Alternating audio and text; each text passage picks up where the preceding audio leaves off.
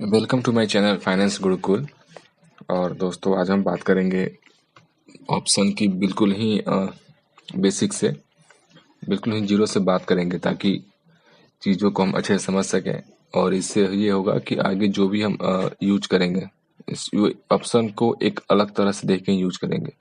जैसे normally market में लोग देखते हैं और डायरेक्टली बिना सोचे, बिना समझे, बिना जाने सिर्फ बाय और सेल करना वो जानते हैं, क्योंकि बहुत ही आसान होता है बाय सेल करना। कुछ क्लिक में ही सेल भी हो जाएगा और बाय भी हो जाएगा। तो हमारा पर्पस वो नहीं है। जब तक इंस्ट्रूमेंट को अच्छे से नहीं समझेंगे, जानेंगे नहीं, तब तक उसको अच्छे से ट्रेड नहीं कर सकते और हमारा डिसीजन मेकिंग जो होगा वो ज़्यादा बेहतर नहीं होगा। तो जानते हैं आखिर ऑप्शन होता क्या है। नॉर्मली ऑप्शन डेरिवेटिव का एक टाइप होता है। डेरिवेटिव चार तरह के होते हैं, जो कि एक तो फ्यूचर हो गया, हमें पता है, फॉरवर्ड होता है। उसके बाद ऑप्शन होता है जो जिसके बारे में आज हम बात करेंगे। और फिर स्वैप होता है। तो स्वैप बहुत लार्ज स्केल पे होता है, उसके बारे में बात नहीं करना। फिर मैं कभी किसी दूसरे वीडियो में बताऊंगा स्वैप होता क्या है। नॉर्मली हम लोग ट्रेड नहीं करते, हम लोग ऑप्शन में ही काम करते हैं। तो हम लोग ऑप्शन में ही चलते हैं। एक ऑप्शन होता है यह है कि an option is a contract that allows the holder the right to buy or sell and underlying assets or financial instrument at a specific strike price on or before a specified date depending on the form of the option। तो इसका मतलब ये हो गया कि ये दो लोगों के बीच का एक कॉन्ट्रैक्ट होता है, जिसमें जो ऑप्शन बायर होता है उसको ये राइट होता है कि वो जो भी अंडरलाइंग एसेट्स है उसको उसके स्ट्राइक प्राइस पे बाय या सेल करे। ठीक है। और ये उसको राइट मिला रहता है, लेकिन ऑब्लिगेशन नहीं होता है। ठीक है। उसको वो अपने स्ट्राइक प्राइस पे, तो सबसे पहले हम लोग जान जाते हैं कि इस पे इंक्लूड क्या क्या होता है एक ऑप्शन में। नॉर्मली ऐसे तो होता बहुत कुछ है, जैसे प्रीमियम हो गया। तो प्रीमियम वो प्राइस होता है जिसपे ऑप्शन को खरीदा जाता है। प्रीमियम पे ऑप्शन को बाय किया जाता है। जैसे मैं आपको दिखा देता हूँ हमारे NSE के साइट पे। जैसे ये 42,000 ये स्ट्राइक प्राइस हो गए सारे। स्ट्राइक प्राइस वो प्राइस होता है जिसपे ऑप्शन बायर को ऑप्शन बाय और सेल अगर उसने कॉल किया लिया हुआ है, जिससे ये पूरा कॉल बता रहा है। ठीक है। ये कॉल में क्या होता है कि ऑप्शन बायर को ऑप्शन उस स्ट्राइक प्राइस, यानी कि उस स्ट्राइक प्राइस पे उस इंटरेस्ट अंडरलाइंग एसेट्स, यानी कि अंडरलाइंग एसेट्स जैसे यहाँ पे बैंक निफ्टी है, ये बैंक निफ्टी का है। ये इंडेक्स भी निफ्टी भी हो सकता है, मिड कैप भी हो सकता है, स्टॉक भी हो सकता है।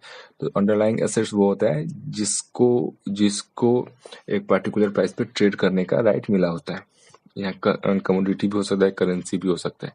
तो ये यहाँ पे बैंक निफ्टी है। और यहाँ पे स्ट्राइक प्राइस, ये जितने भी लिस्ट आप देख रहे हैं ये सारे यहाँ पे है स्ट्राइक प्राइस। 43,800, 43,900, ये सारे स्ट्राइक प्राइस, यानी कि इस पे इस पर्टिकुलर प्राइस पे ऑप्शन कॉल बायर को ये बैंक निफ्टी बाय करने का राइट होता है। ठीक है। नॉर्मली ये कैश मार्केट में इसका बाय सेल नहीं होता है, ये तो फ्यूचर में होता है, लेकिन ये कॉन्ट्रैक्ट होता है दो लोगों के बीच। तो एग्जैक्टली इंस्ट्रूमेंट को यहाँ पे बाय सेल करना नहीं है। वो मार्केट अभी कैश मार्केट में क्या प्राइस चल रहा होगा वो एक्सपायरी पे, उसके हिसाब से यहाँ पे ऑप्शन बायर और सेलर दोनों के बीच में जो भी डेबिट या क्रेडिट बनेगा वो देना होगा। अगर बायर का फेवर में है तो बायर रिसीव करेगा, सेलर के फेवर, सेलर का तो ऑलरेडी प्रीमियम मिल चुका रहता है तो उसे कुछ देना नहीं है। अगर बायर के फेवर में गया, अगर ये स्ट्राइक प्राइस से ऊपर चला गया मार्केट, यानी कि ये 43,300 का अगर कॉल ऑप्शन बाय किया गया, उसकी मान लीजिए कॉल ऑप्शन की जो प्राइस है अभी 43,547 है।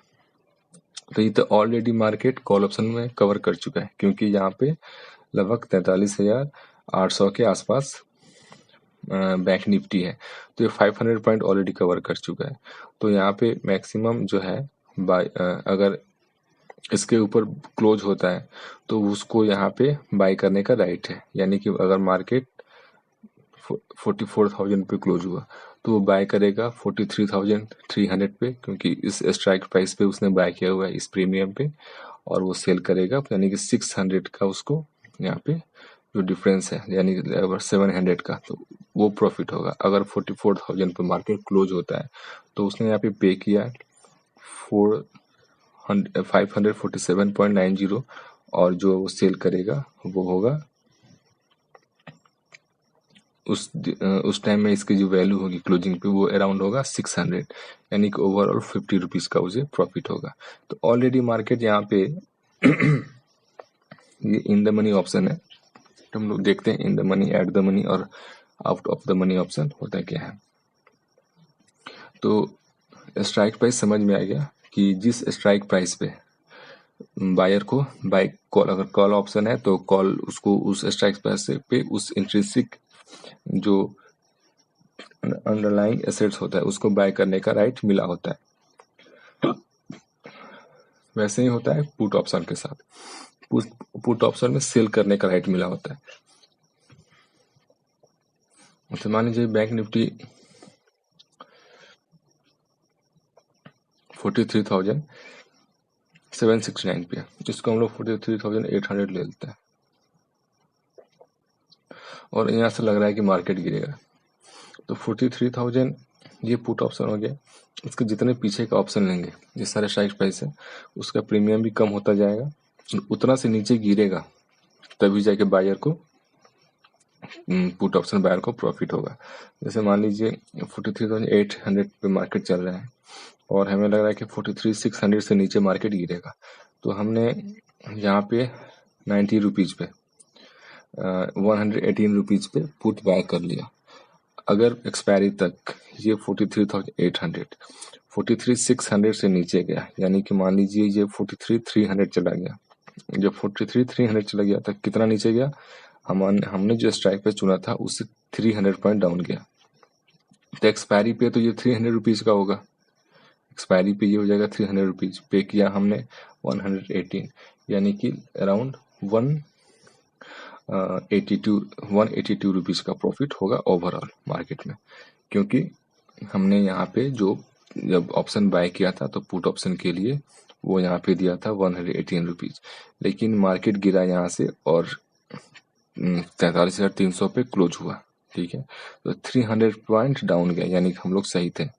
जब 300 पॉइंट डाउन गया तो जो जितने उस स्ट्राइक प्राइस से जितना नीचे जाएगा उतना सेलर को बायर को देना है। तो 300 पॉइंट डाउन गया हुआ है 43,600 से, तो 300 पॉइंट यहाँ पे वो देगा।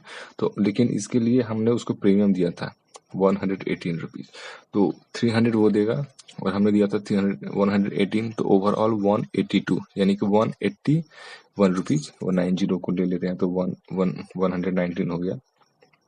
तो यहाँ पे हमें टोटल 181 रुपीज का प्रॉफिट मिलेगा।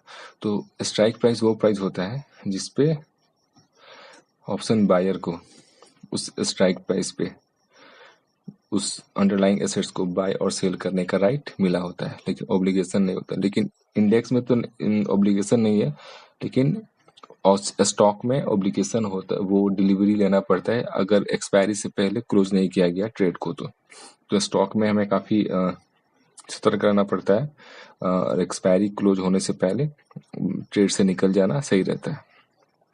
अगर ये इन द मनी ऑप्शन गया तो डिलीवरी लेना पड़ेगा, out of the money option के लिए उतना इशू नहीं होता है, लेकिन स्टॉक में दिक्कत आती है। तो हमने पता चलेगा कि स्ट्राइक प्राइस होता क्या है।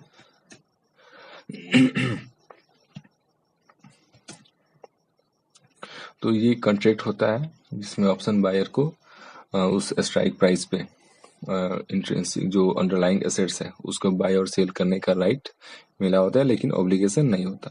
बेसिकली ऑप्शन हमारा जो होता है वो एक हेजिंग इंस्ट्रूमेंट होता है। हम ऑप्शन को हेज करने के लिए बाय किया जाता है। नॉर्मली इसका मेन यूज यही है।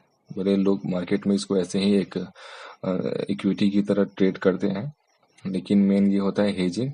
अब मान लीजिए जैसे हमने यहाँ पे फ्यूचर लिया हुआ है बैंक निफ्टी का 44,500, अब ये फ्यूचर लिया हुआ है, लेकिन मुझे लग रहा है कि मैंने फ्यूचर लिया हुआ है, लेकिन मुझे लग रहा है 44,500 से अगर नीचे गया तो मुझे अपना रिस्क को कम कर लेना है। अगर 44,800 पे भी चल रहा है मार्केट, तो मैक्सिमम 300 पॉइंट से अगर नीचे जाता है मार्केट तो मुझे अपने आप को हेज कर लेना है, उससे ज़्यादा का लॉस मुझे नहीं करना है। तो मैं क्या करूँ, एक पुट बाय, एक यहाँ से पुट बाय कर लूँगा 44,500 का। अगर मान लीजिए कि 100 रुपये दे के पुट बाय कर लिया, तो यहाँ से अगर मार्केट ऊपर गया तो मुझे फ्यूचर प्रॉफिट तो दे ही रहा है, लेकिन अगर डाउन गया तो ये जो मेरा पुट ऑप्शन है, ये पुट ऑप्शन मुझे बचाता रहेगा मार्केट में, क्योंकि ये 44,500 के नीचे जितना भी मार्केट गिरेगा, ये ऑप्शन जो सेलर है उसको मुझे उतना दे। अगर मार्केट क्लोज हुआ 44,000 पे, ठीक है, तो ये मुझे देगा टोटल जो 44,500 माइनस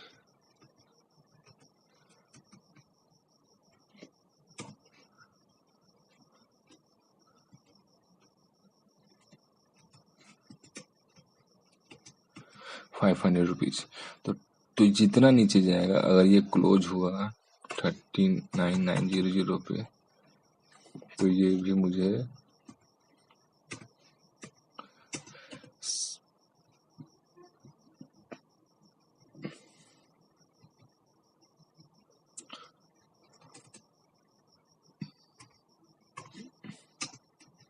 600, तो ये मुझे नीचे की तरफ जो है वो ऑप्शन बचाता रहेगा।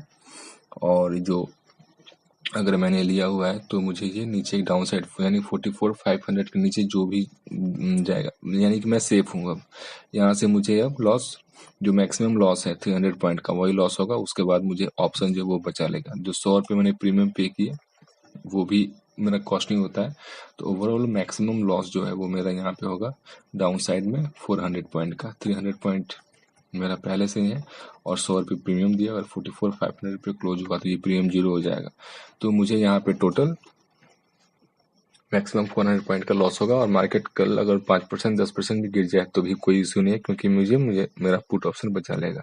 तो मेनली ऑप्शन का काम ये होता है, और कॉल साइड भी यही काम करता है, कॉल ऑप्शन भी यही काम करता है। अगर मैंने शॉर्ट किया हुआ है मार्केट, मुझे लग रहा है कि मार्केट नीचे जाएगी, मैंने 44,500 का अगर शॉर्ट किया हुआ है, तो मुझे लग रहा है कि मार्केट अगर ऊपर गई तो क्या मैं तो अटक जाऊंगा, मुझे लॉस होगा। तो मैंने सोचा 200 पॉइंट का ही मैं लॉस लूंगा ज़्यादा से ज़्यादा। तो मैंने 44,700 का एक कॉल बैक किया यहाँ पे, जो मान लीजिए मुझे 100 रुपये पे मिल जाएगा प्रीमियम पे। तो 100 रुपये पे मिला, तो मैक्सिमम 44,700 तक अगर मार्केट क्लोज हुआ ऊपर, तो मुझे 200 पॉइंट ये वाला हो गया, क्योंकि 44,500 पे मैंने शॉर्ट किया हुआ है, और 200 ये पॉइंट 100 कॉल का, यानी कि 300 पॉइंट का मैक्सिमम लॉस होगा। और ये 300 पॉइंट से ऊपर अब मुझे मैक्सिमम लॉस फिक्स हो गया 300 पॉइंट, इससे ज़्यादा लॉस हो ही नहीं सकता, क्योंकि 44,800 पे जाएगा, 9 पे जाएगा, 45,000 पे जाएगा। तो ये मेरा कॉल ऑप्शन मुझे सेव करता है, क्योंकि इसकी प्रीमियम इंक्रीज होती रहेगी और ये मुझे बचाता रहेगा। तो ये हेजिंग इंस्ट्रूमेंट है, तो जिसका पर्पस मेन यही होता है। भले मार्केट में लोग इसको ट्रेड करते हैं, नेकेड ऑप्शन में काम करते हैं, इसका मेन पर्पस जो है हेज करना होता है फ्यूचर को और स्टॉक को। तो कई सारे लोग हैं जो फॉरवर्ड कॉल हो गए, इस तरह के स्ट्रेटजी यूज करते हैं इक्विटी में, स्टॉक ऑप्शन में, जिससे कि वो लोग कुछ पैसे फ्रिक्वेंटली इनकम जनरेट कर सके ऑप्शन के थ्रू। तो उस स्ट्रेटजी के बारे में हम लोग बाद में बात करेंगे। अभी हमारा पर्पस है कि एकदम से बेसिक्स हम जान जाए ऑप्शन के बारे में, ताकि हमें ऑप्शन है कि आखिर समझ में आ जाए, और इससे जुड़े हुए जो भी हैं टर्म्स वगैरह वो जान जाए। तो यहाँ पे हमने जाना क्या क्या, एक तो स्ट्राइक प्राइस समझ गए कि जिस प्राइस पे हमें वो underlying asset bye or cell करने का रेट मिला रहता है, वो होता है हमारा स्ट्राइक प्राइस। ठीक है, और अब देखते हैं यहाँ पे टाइप ऑफ ऑप्शन क्या। एक तो होता है यूरोपियन ऑप्शन और एक होता है अमेरिकन ऑप्शन। इंडिया में जो है वो है यूरोपियन ऑप्शन, इसलिए सीई और पीई लिखा जाता है। सीई का मतलब वो होता है कॉल ऑप्शन यूरोपियन और पुट ऑप्शन यूरोपियन। तो यूरोपियन ऑप्शन में क्या है कि बीच में कभी भी हम कॉन्ट्रैक्ट को तोड़ नहीं सकते हैं, वो एक्सरसाइज होगा। यहाँ पे लिखा हुआ European option gives the option holder the right to execute the option only at the pre agreed future date and price. यानी कि जो पहले से डिटरमाइंड है एक्सपायरी डेट जो होता है, हम लोग देखते हैं बैंक निफ्टी का होता है थर्सडे को, निफ्टी का बैंक निफ्टी का वेडनेसडे को होता है, निफ्टी का थर्सडे को, मिड कैप का मंडे को, सेंसेक्स का होता है फ्राइडे को। कि उस डेट तक हमें होल्ड करके रखना होता है, फिर रिजल्ट आएगा। अमेरिकन ऑप्शन में ऐसा नहीं होता है। American option gives the option holder the right to exercise the option at any date before the expiration date at the pre agreed price. यानी कि वो ऑप्शन एक्सपायरी से पहले भी इसको इस कॉन्ट्रैक्ट से बाहर निकला जा सकता है, लेकिन यूरोपियन ऑप्शन में ऐसा नहीं होता। तो हमारे यहाँ यूरोपियन ऑप्शन होता है, हम लोग ट्रेड से बाहर निकल जाते हैं, इसलिए क्योंकि लिक्विडिटी हाई होता है। हम अगर सेल करते हैं तो कोई ना कोई हमारे कॉन्ट्रैक्ट को बाय करने के लिए वहाँ पे अवेलेबल होता है, इसलिए हमें एग्जिट होने में इश्यू नहीं होता। लेकिन यूरोपियन ऑप्शन में कॉन्ट्रैक्ट दोनों के बीच ये होता है कि वो एक्सपायरी तक इसको होल्ड करके रखेंगे, और जो प्री डिफाइंड रिजल्ट होगा, जो कॉन्ट्रैक्ट पहले से ऑप्शन में तो होता ही है कि एक स्ट्राइक प्राइस से जितना भी ज्यादा कॉल ऑप्शन है, अगर जितना उसमें जितना मार्केट ऊपर बंद होगा उतना ही कॉल ऑप्शन बायर को देना होगा। और पुट ऑप्शन में है कि मार्केट उस स्ट्राइक प्राइस से जितना नीचे बंद होगा उतना पुट ऑप्शन बायर को, ऑप्शन सेलर को देना होगा। तो यूरोपियन ऑप्शन हो गया, अमेरिकन ऑप्शन हो गया, हम लोग समझ सकते हैं। अमेरिकन ऑप्शन में हमें लास्ट तक एक्सपायरी तक इसको कॉन्ट्रैक्ट को होल्ड करने की कोई जरूरत नहीं, बीच में हम निकल सकते हैं, लेकिन यूरोपियन में हमें जरूरत है। और एक दूसरे टाइप से देखते हैं, ये तो कॉल ऑप्शन। और कॉल ऑप्शन वो होता है कि जिसमें हमें ऑप्शन को ऑप्शन बायर को ऑप्शन बाई कर जो अंडरलाइन स्टेट होता है उसको बाई करने का राइट मिलता है, ठीक है, उस स्पेसिफिक प्राइस पे, यानी कि स्ट्राइक प्राइस पे। और पुट ऑप्शन में वो उसका उल्टा होता है, यानी कि ऑप्शन जो पुट ऑप्शन बायर होता है उसको स्ट्राइक प्राइस पे ऑप्शन सेल करने का राइट होता है। तो हम लोग इसको एक बार देख चुके हैं कि ऑप्शन बाई कैसे होता है और कॉल में क्या होता है और पुट में क्या होता है। फिर भी देख लेते हैं कॉल में, इसी के स्ट्राइक प्राइस है हमारा यहाँ पे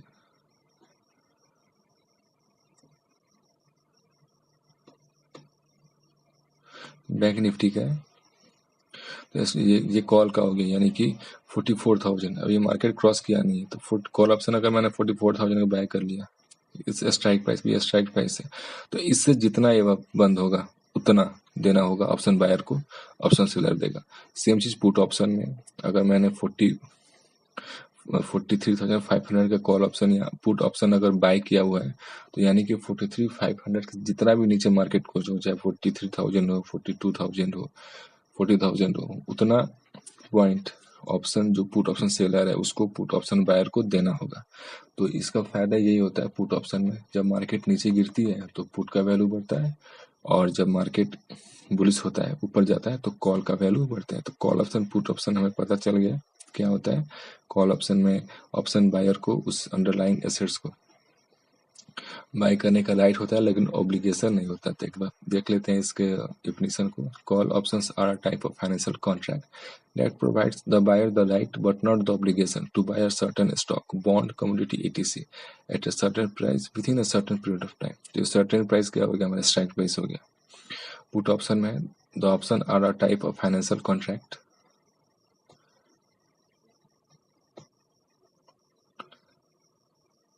that provides the buyer the right but not the obligation, ठीक है, राइट देता है लेकिन ऑब्लिगेशन नहीं देता। To sell a certain stock, यानी कि उस स्ट्राइक प्राइस पे सेल करेगा स्टॉक, बॉन्ड, कमोडिटी, ईटीसी।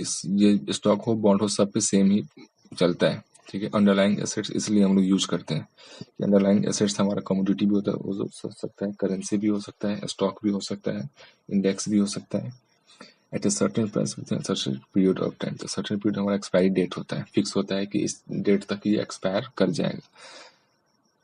तो पुट ऑप्शन में हमें पता चल गया, कॉल ऑप्शन में पता चल गया, उस स्ट्राइक प्राइस पे हमें राइट होता है कॉल ऑप्शन पे कि वो उस अंडरलाइंग एसेट्स को बाय कर लें, और पुट ऑप्शन में होता है कि हम उसको सेल करें, सेल करके और मार्केट प्राइस पे हम लोग बाय कर लेते हैं। तो वो एक्चुअली बाय सेल होता नहीं, वो कॉन्ट्रैक्ट का वो उतना कैलकुलेट होके प्रॉफिट और लॉस ऑप्शन बायर को मिल जाता है। अगर लॉस हुआ तो प्रीमियम पूरा सेलर के पास रह जाता है, क्योंकि जब जैसे ही बायर ऑप्शन बाय करता है तो प्रीमियम जो है ऑप्शन सेलर के पास चला जाता है, और उसके बाद एक्सपायरी तक फिर देखा जाता है कि लायबिलिटी कितना बनता है ऑप्शन सेलर के पास। अगर लायबिलिटी नहीं बना तो फिर ऑप्शन सेलर को पूरा प्रीमियम मिल जाता है।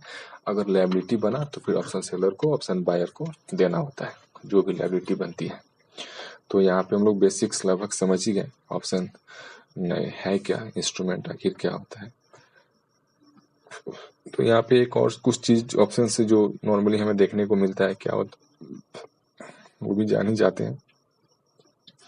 तो प्रीमियम वो होता है जिस प्राइस पे हम ऑप्शन बाय करते हैं। जो भी हम call option put option buy करते हैं उसके लिए कुछ प्राइस पे करना होता है, वो हमारा प्रीमियम होता है। मार्केट प्राइस होता है कि जिस प्राइस पे भी मार्केट में वो अंडरलाइंग एसेट्स मूव कर रहा है। जैसे बैंक निफ्टी है तो कैश मार्केट में जो मूव कर रहा है वही मार्केट प्राइस होता है, यानी कि। और स्ट्राइक प्राइस होता है जिसपे ऑप्शन बायर को राइट होता है बाय सेल करने का। यानी कि मैंने स्ट्राइक प्राइस चुना 44,500 का कॉल ऑप्शन, तो 44,500 पे मुझे, अगर 44,500 पे स्ट्राइक प्राइस चुना मैंने और मार्केट 45,000 चला गया, तो मैं उस अंडरलाइंग एसेट्स को 44,500 पे बाय करके मार्केट प्राइस पे सेल कर दूंगा, तो जो भी प्रॉफिट हो मुझे मिल जाएगा। तो बेसिकली ये एग्जैक्टली होता है नहीं, जो जब कॉल ऑप्शन बाय करते हैं तो उसी वक्त वो मार्केट के मूवमेंट के हिसाब से वो कितना इन द मनी में है उस हिसाब से प्रीमियम हमें मिल जाता है, और हम उसको मार्केट में सेल करके निकल जाते हैं और प्रॉफिट हमें मिल जाता है। ये मैं इसलिए बता रहा हूँ कि बेसिक्स हमें पता होना चाहिए कि आखिर ऑप्शन है क्या। एग्जीक्यूट प्राइस जिसपे हम एग्जीक्यूट करते हैं, चाहे जो भी हो, ये प्रीमियम जो हो, अगर 100 रुपये पे हमने खरीदा तो वो एग्जीक्यूट प्राइस हो गया, फिर हमने उसको सेल कर दिया तो एग्जीक्यूट प्राइस हो गया, जिसपे एक्चुअली हम एग्जीक्यूट करते हैं। एट द मनी ऑप्शन होता है अगर मार्केट प्राइस और स्ट्राइक प्राइस सेम है तो हमारा जो ऑप्शन है वो एट द मनी है। जैसे यहाँ पे देख लेते हैं एक बार। अभी बैंक निफ्टी लगभग 43,800, थोड़ा सा कम है लेकिन 43,800 हम ले लेते हैं। तो ये हमारा हो गया एट द मनी ऑप्शन, यानी कि मार्केट प्राइस और स्ट्राइक प्राइस जब सेम होता है तो वो हमारा होता है eight the money option. In the money में क्या होता है, जब जैसे कॉल ऑप्शन के केस में यहाँ पे है 43,600, ये हमारा इन द मनी है क्योंकि मार्केट ऑलरेडी उससे ऊपर जा चुका है, यानी कि उतना कवर कर चुका है, तो वो हमारा होगा इन द मनी ऑप्शन। यानी कि मार्केट को कवर, अब वहां से मार्केट जो यानी कि उस स्ट्राइक प्राइस को कवर कर चुका है तो वो इन द मनी ऑप्शन में आता है। पुट ऑप्शन में भी वही होता है, अगर मार्केट अगर ऑलरेडी जो स्ट्राइक प्राइस चुने हैं उससे ज़्यादा गिर चुका है तो वो इन द मनी ऑप्शन में आएगा। एट द मनी अगर मार्केट प्राइस और प्रीमियम और मार्केट प्राइस और स्ट्राइक प्राइस अगर सेम होता है तो वो हमारा होता है eight the money option.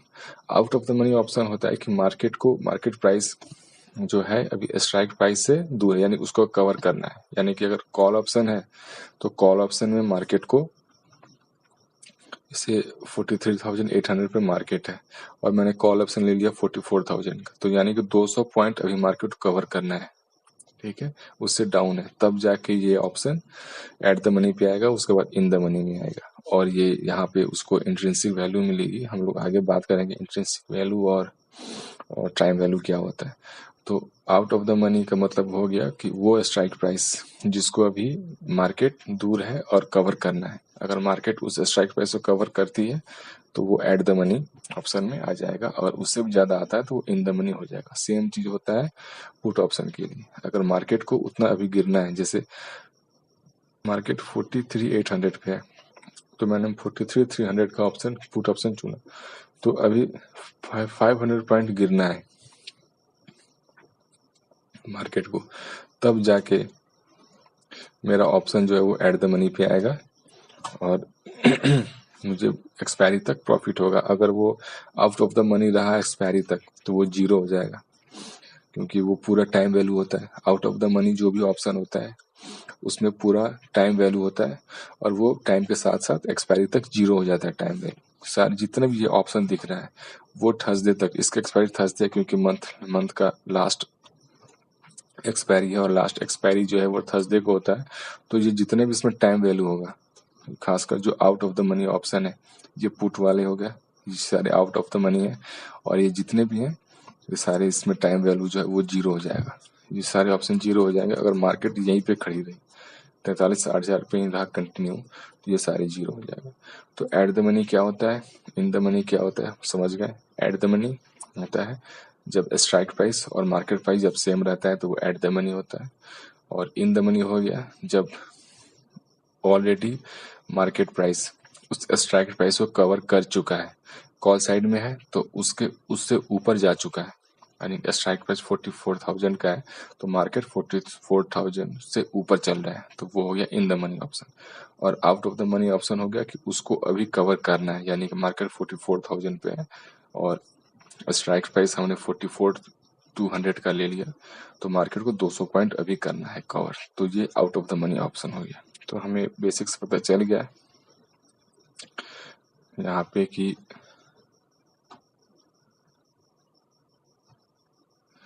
Premium क्या है, मार्केट प्राइस क्या है, स्ट्राइक प्राइस जिसमें हमें राइट होता है बाय सेल करने का, एग्जीक्यूट जिसमें एग्जीक्यूट करते हैं, एट द मनी ऑप्शन जब स्ट्राइक प्राइस और मार्केट प्राइस सेम ही रहता है, ठीक है, एट द मनी पे। Out of the money option हो गया जब मार्केट अभी स्ट्राइक प्राइस से नीचे है, उसको कवर करना है, कवर नहीं किया है। और इन द मनी ऑप्शन में मार्केट प्राइस उस स्ट्राइक प्राइस को कवर कर चुका है, यानी कि उसके ऊपर है, कॉल में उसके ऊपर है और पुट में उसके नीचे है। तो ओवरऑल हम लोग यहाँ पे बेसिक्स जान चुके हैं ऑप्शन के बारे में, और ऑप्शन ग्रीक के बारे में भी हम लोग थोड़ा सा एडवांस हो जाएगा, तो ऑप्शन ग्रीक के बारे में थोड़ा बहुत समझ लेंगे आगे चल के।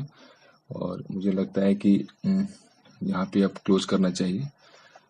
आगे की नेक्स्ट वीडियो में फिर हम ऑप्शन की और भी कुछ बेसिक्स ग्रीक्स वगैरह समझेंगे और इसको थोड़ा और अच्छे से समझे, कुछ स्ट्रेटजी वाइज काम करेंगे चार्ट वार्ट पे, तो और अच्छे से समझ में आएगा। तो इस चैनल को सब्सक्राइब कीजिए, लाइक कीजिए, शेयर कीजिए। बहुत बहुत धन्यवाद आप सबका।